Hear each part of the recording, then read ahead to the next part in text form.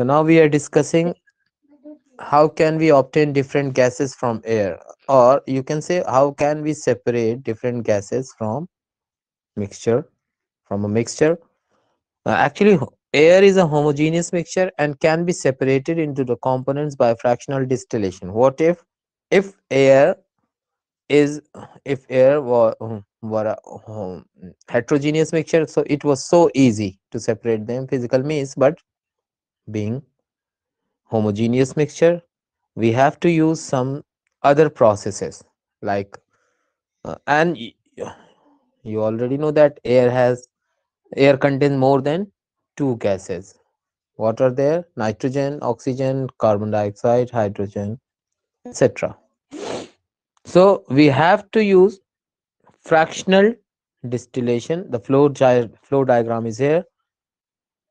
The air compress and cool by increasing. We know certain properties about air. That is, air can be compressed and cool by increasing pressure and decreasing temperature. If we decrease temperature, pressure would increase. Okay, so it can be cooled.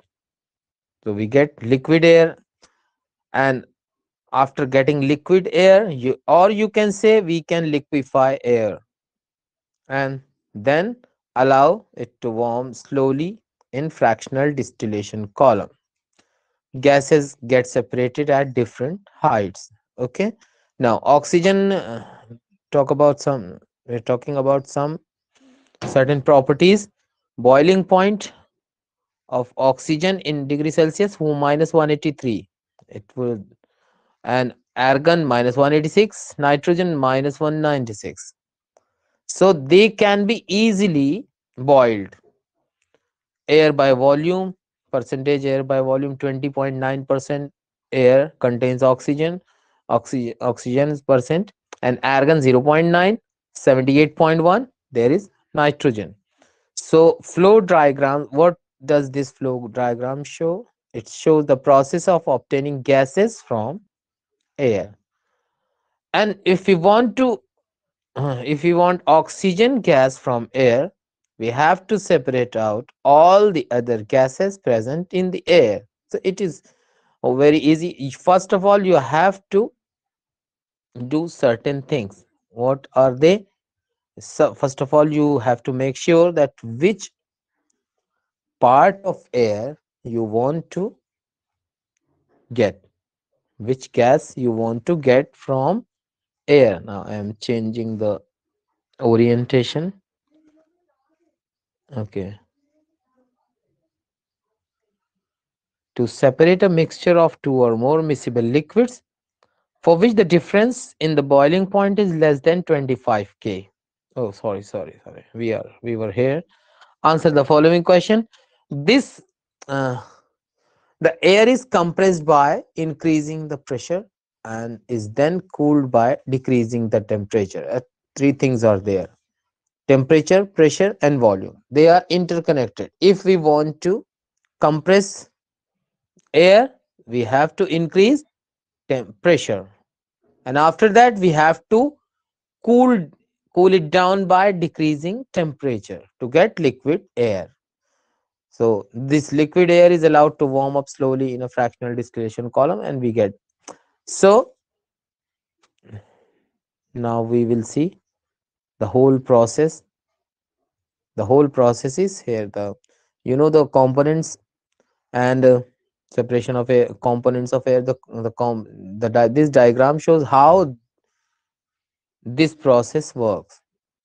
So air in, here it is. Air in filter, then it gets pressurized under uh, certain. You may use certain uh, mm, components which increase the pressure. Then after that, it will get hot. Yes. It is for sure that if you compress the air, it will get increase in temperature. Then take it towards the freezing cold water in.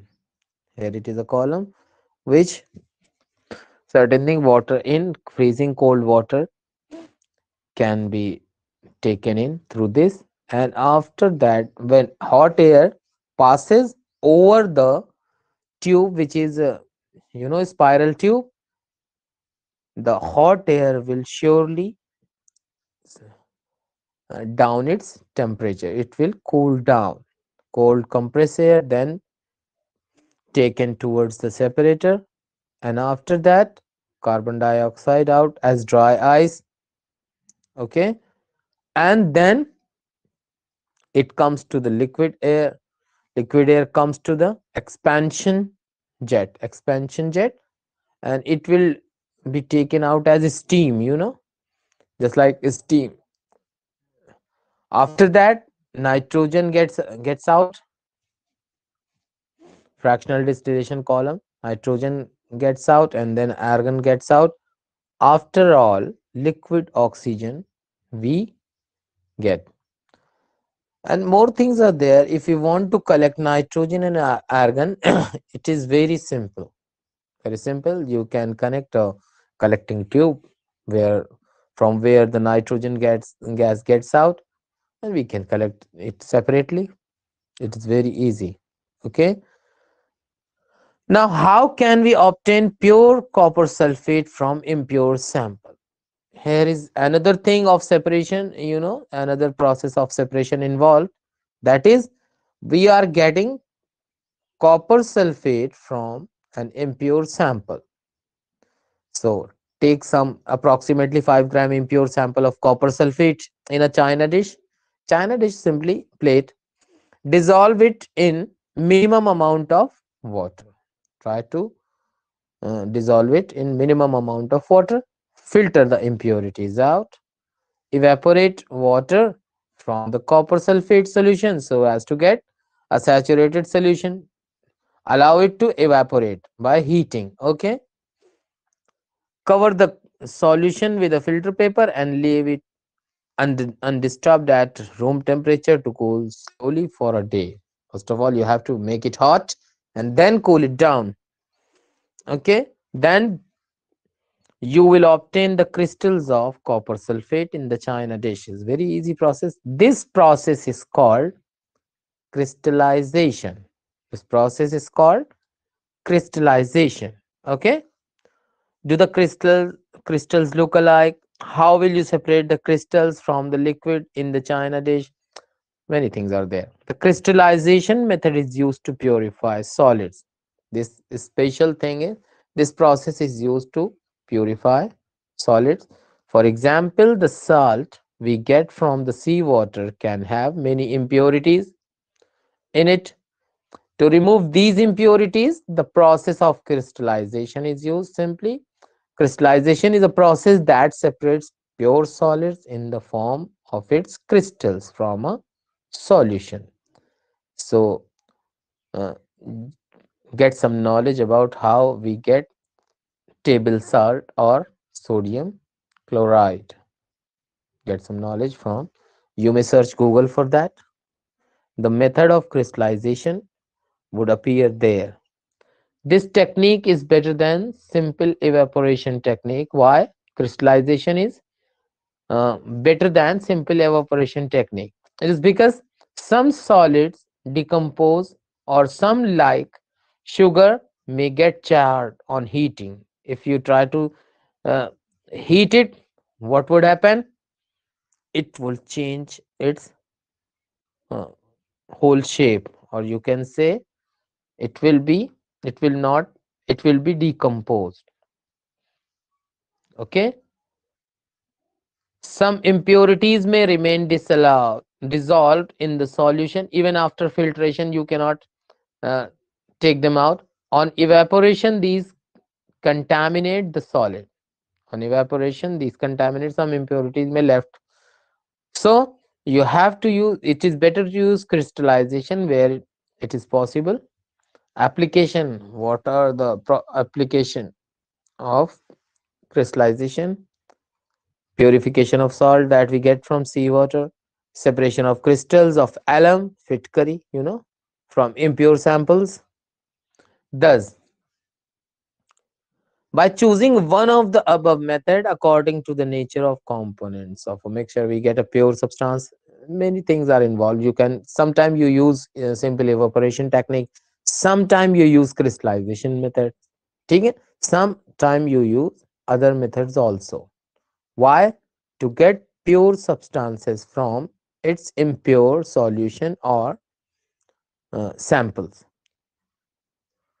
Okay, with the advancement in technology, many more methods of separation techniques have been devised. Many more methods are there. In cities, drinking water is supplied from waterworks. What is waterwork? Waterwork is a department, government department, which provides water, which provide tap water. You know, water supply is there. A flow diagram of typical waterworks is shown in figure 2.13. We will discuss it. From this figure, write down the processes involved. You may use your skills to uh, note down the processes. Okay, here it is.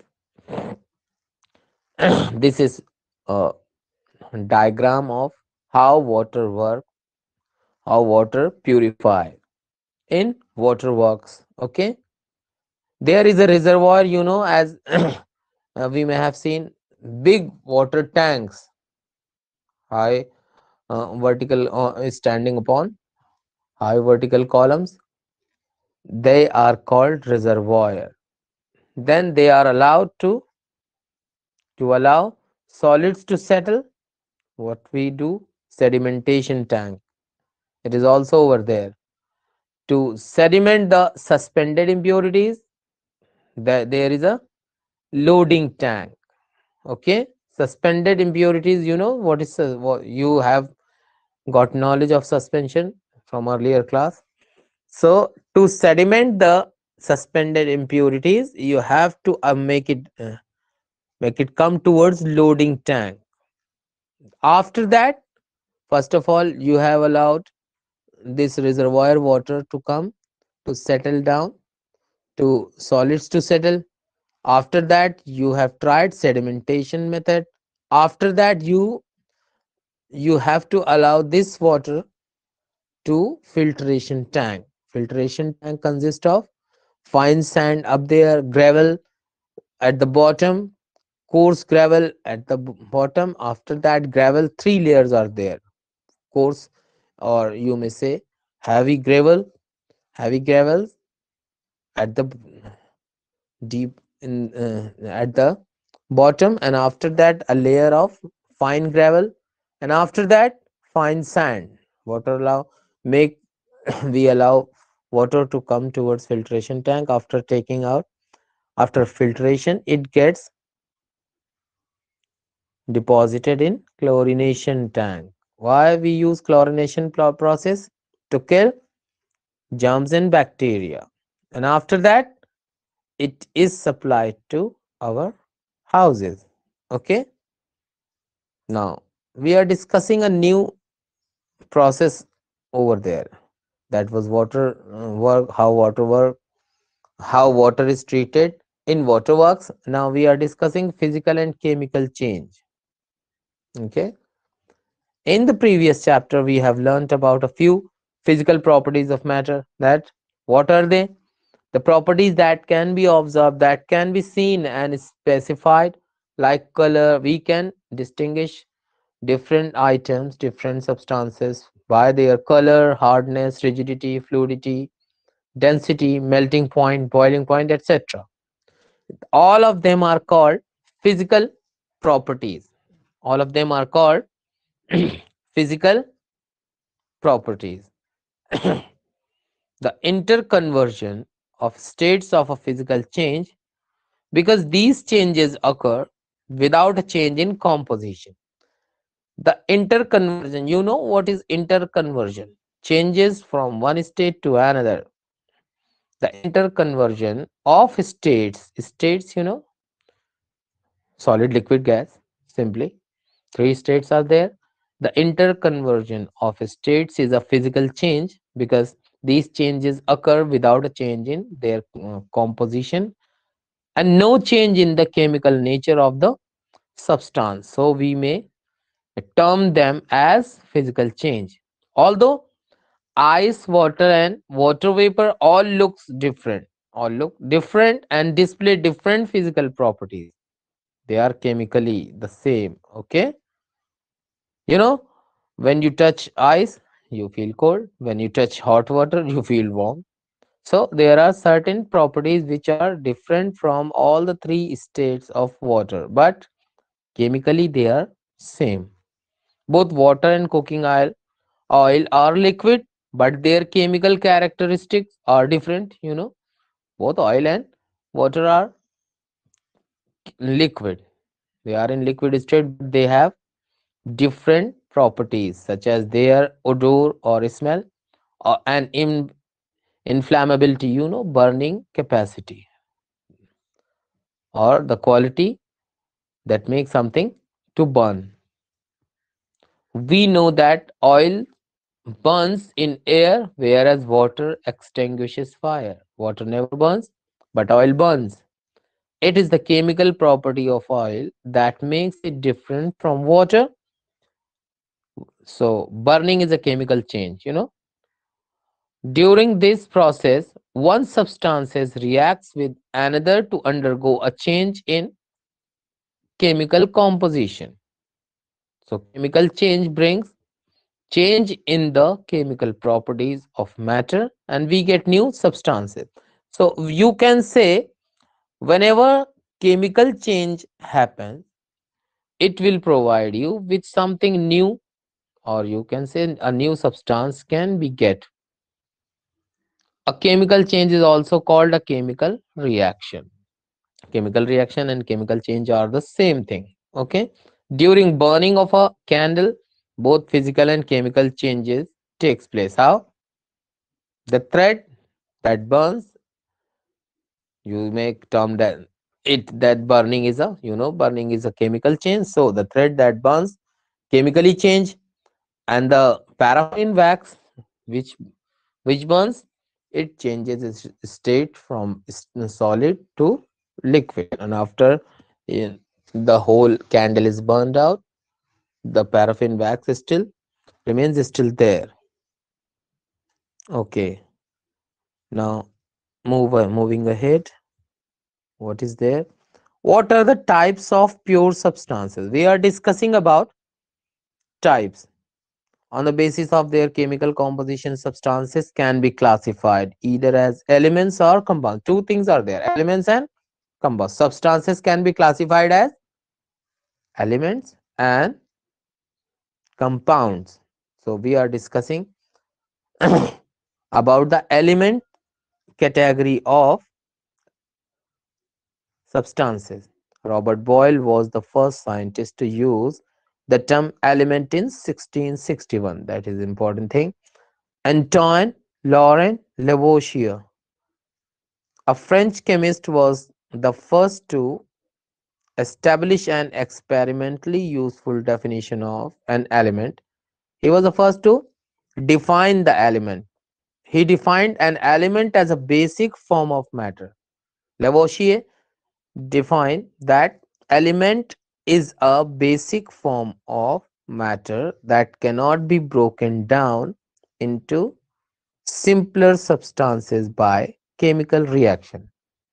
So, this definition says a very basic property of matter, of element. You can say an element is something which cannot be broken down into simpler, two or more simpler substances by any means, chemical reactions, even chemical reactions. So, elements can be termed as pure substance.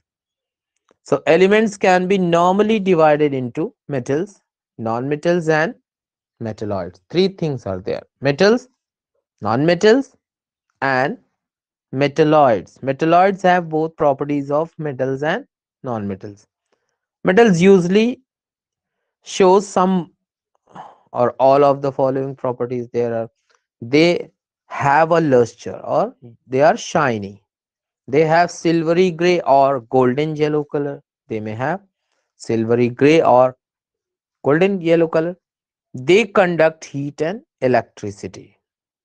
They are ductile, or you can say they can be drawn into wires. Ductility, the property of a metal that it can be drawn into wires.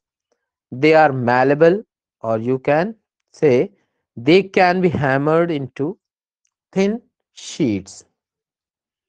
They are sonorous. Sonorous, making a ringing sound when hit. When you hit something which is made up of steel or iron, uh, it will create a sound. You can easily hear, listen to. Or examples of metals are gold, silver, copper, iron, sodium, potassium, etc. Mercury is the only metal that is liquid at room temperature. All other are solids.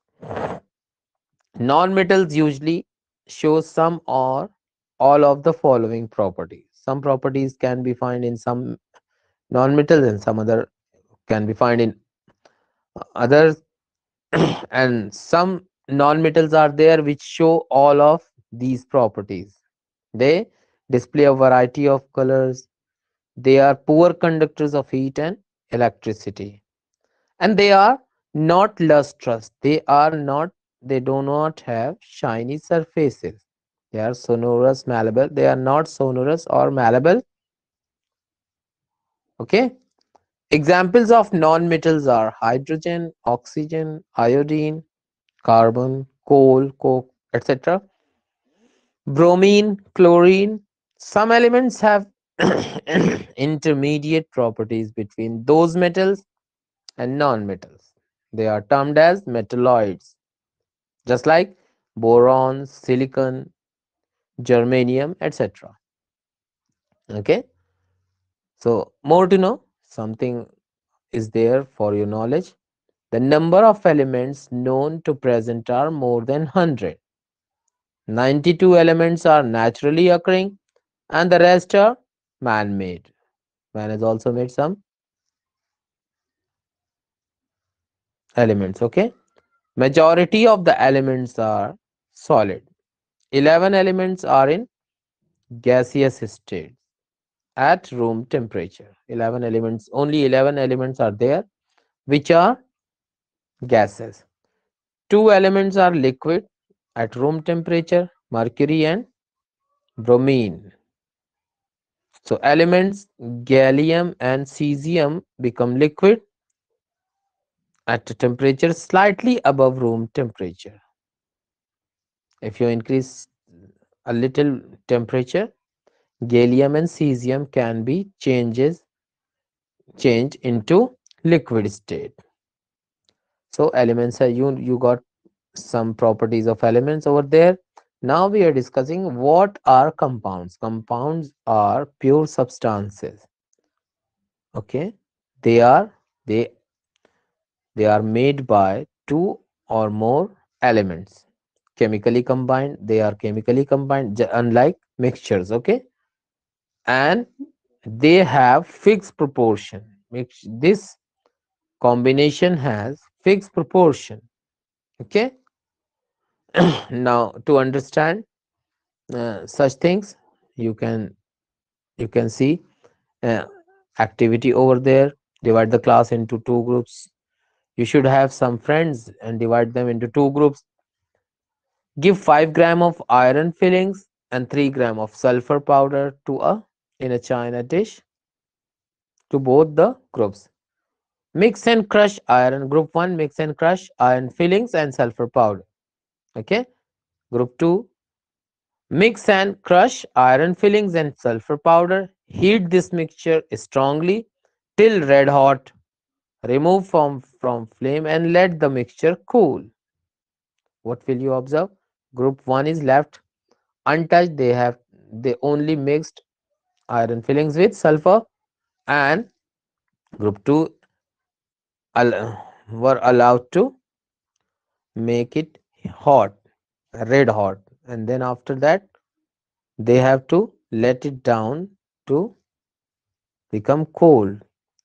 Now group 1 and 2 check for magnetism in the material obtained. Check for magnetism. You may use a magnet. Bring a magnet near the materials and check it.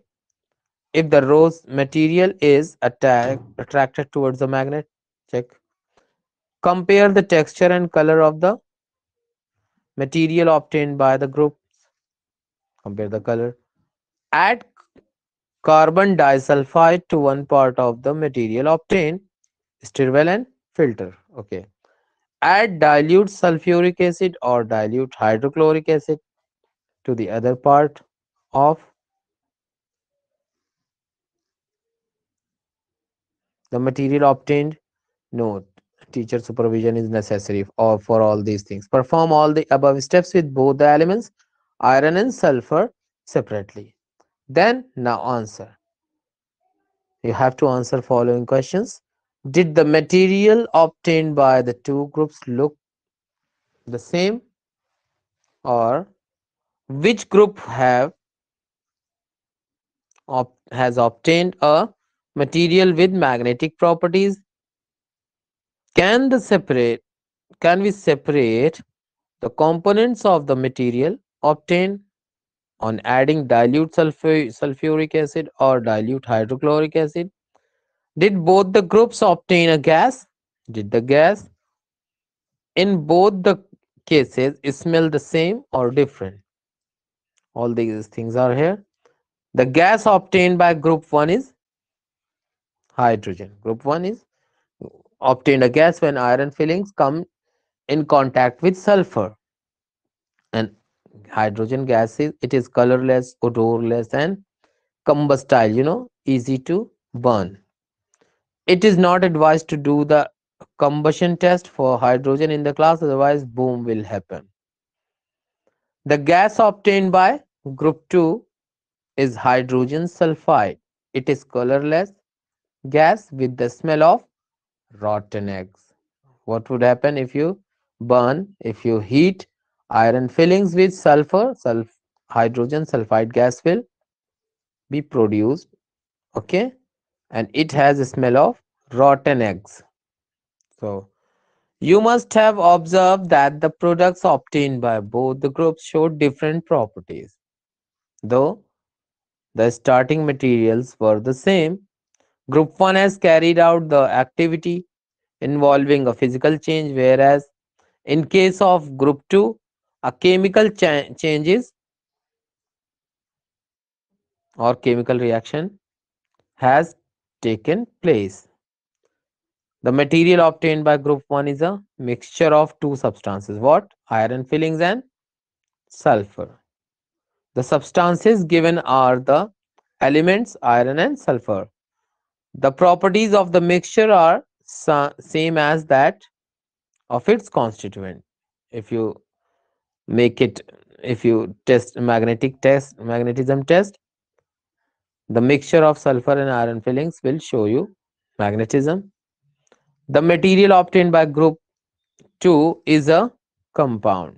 On heating two elements strongly, we get a compound which has totally different properties compared to combining elements. Okay, if you test if you test magnetism in the second one product, you will not get the same result as you get in group 1. The composition of compound is the same throughout. We can also observe that the texture and the color of compound are the same throughout. Thus, we can summarize the physical and chemical nature of matter in the following graphical organizer. We can say, here it is, water, solid, liquid or gas, three things are there. So here pure substances have certain properties. They are two in number. They are elements and compounds, and mixtures are homogeneous or heterogeneous. So elements, now you cannot be broken down into simpler substances. Compounds can be broken down using chemical methods, chemical reactions. They have fixed composition, can be broken down into elements by chemical or electrochemical electrochemical reactions. So for example, copper, oxygen, elements are copper, oxygen, etc. For example, water, methane, sugar, salt, etc. They are compounds. And mixtures are homogeneous, they are uniform composition, and they are sugar in water, salt in water, sulfur in carbon disulfide, water in alcohol, etc. Heterogeneous, heterogeneous mixture, non-uniform composition. For example, sand and salt, sugar and salt, okay, water in oil, etc. Okay, something is left behind. These are two things here: mixtures and differentiation between mixtures and compounds. Table 2.2 contains it. Elements or compounds just mix together to form a mixture, and no new compound is formed. In compounds, elements react to form new compounds. A mixture has a variable composition, whereas compounds have always the composition of new substances is always fixed. Now, the third point is mixture shows the properties of the constituent substances, but the new substance has totally different properties, wherein in the case of compounds, the constituents can be separated by easily. In case of mixture, physical methods, the constituents can be separated only by chemical or electrochemical reactions. Okay. Now there is summary written. You may read it twice or thrice to get some more knowledge of it.